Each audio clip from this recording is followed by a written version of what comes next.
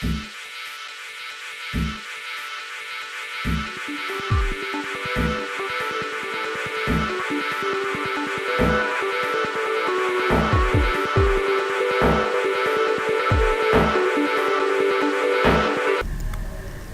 আলাইকুম, আমি Mohammad Naimur Rahman.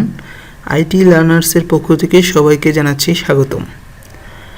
IT learners আপনাদেরকে জানাবে আধুনিক বিশ্বের সকল প্রযুক্তি সম্পর্কে, আবিষ্কার সম্পর্কে জানাবে, এবং আইটি লার্নার্স আরও জানাবে যে কিভাবে এসব আবিষ্কৃত যে প্রযুক্তি আছে এগুলো দিয়ে আমরা কিভাবে কাজ করি।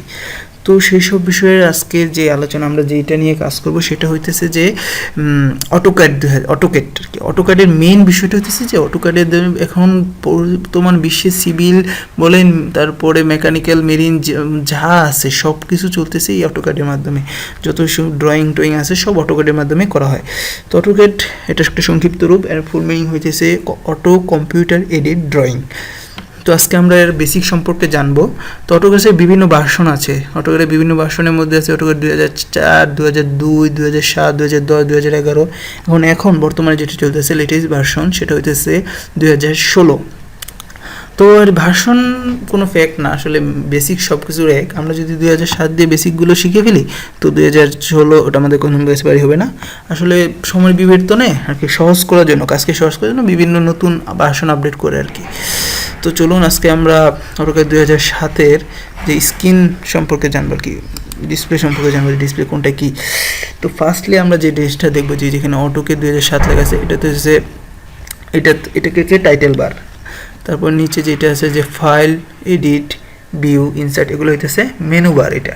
তারপর যে এই যে এখানে যে অপশনগুলো আছে, পেন আছে, জুম আছে, এগুলো হইতেছে গিয়ে স্ট্যান্ডার্ড টুলবার।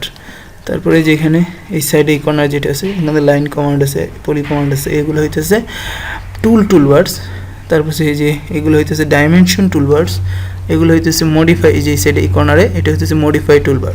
তারপরে এই যেখানে আছে এগুলো হইতেছে মডেল, এটা হচ্ছে মডেল টেপ, এটা layout 1, layout 2, layout tab, UCS, এই যে এক্সএমএল হচ্ছে ইউসিএস আইকন, ঠিক আছে। ইউসিএস আইকন হচ্ছে এক্সএমএল লেখা আছে যেটা, এটা ইউসিএস আইকন।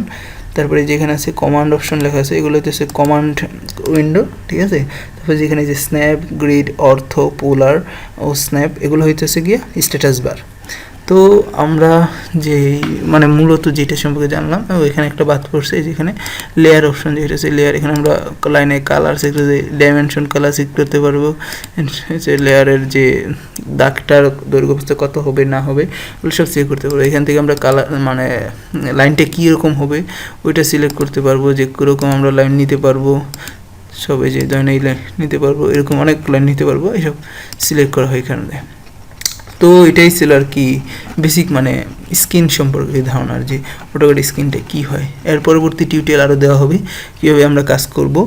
আর অটোক্যাড মূলত দুই প্রকার আর কি, 2D, 3D। 2D হইতেছে যে দ্বিমাত্রিক, যার মানে শুধু দৈর্ঘ্য প্রস্থ দেখাবে, কোনো মানে উচ্চতা দেখাবে না।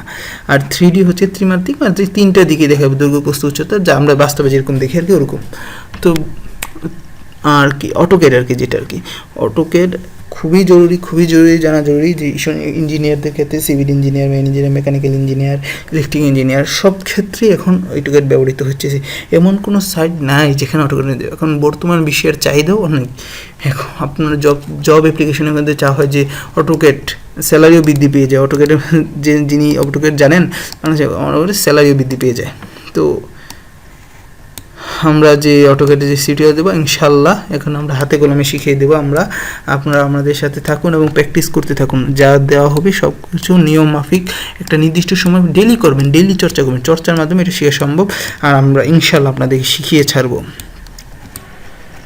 তো আজকে এই পর্যন্তই। আগামী আরও যে টিউটোরিয়াল, ভবিষ্যৎ যে টিউটোরিয়ালস দেওয়া হবে ওখানে আরও বিস্তারিত সম্পর্কে আলোচনা করবো, কীভাবে কাজ করতে হয়, 2D করতে হয়, 3D করতে হয়, এর মাধ্যমে দেখানো হবে টিউটোরিয়ালসের মাধ্যমে, যা আপনাদেরকে আরও সহজ করে দেবে। তো আমরা ইনশাল্লাহ আইটি লার্নার্সের সাথে থাকুন, আর অনেক লাইক করুন, ভিডিওগুলো শেয়ার করুন আপনাদের বন্ধুর কাছে, যাতে সবাই জানতে পারে।